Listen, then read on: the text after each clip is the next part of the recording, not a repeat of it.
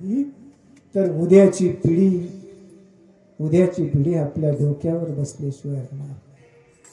या मुलांच्या भरोशावर जर तुम्ही जगला म्हातारपणे तर तुम्हाला दुःखच दुःख प्राप्त होईल असा पुढचा काळ. माझ्या एका परिचयातली जवळची फार मोठे उद्योगपती आहे.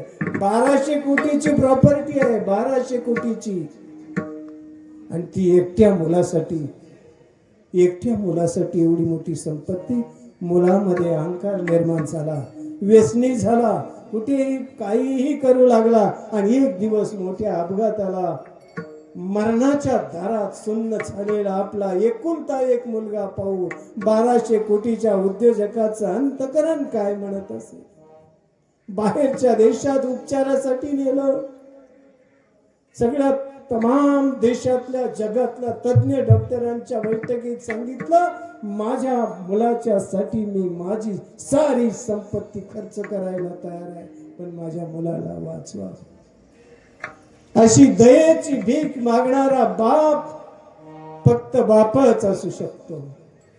आपल्या मुलीच्या प्रति निरपेक्ष भावनेने प्रेम करणारा फक्त बापच असू शकतो.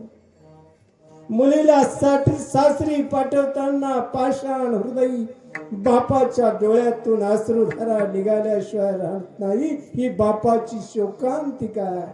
म्हणून दादांनो, सावध व्हा.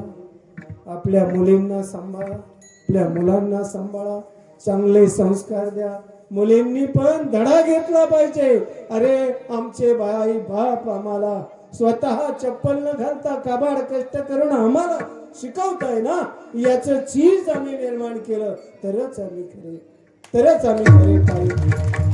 याच्यासाठी हे काम करा दादांनो. आपलं भलं होईल, आपल्या कुटुंबाचं होईल, समाधान निर्माण होईल, सुख निर्माण होईल.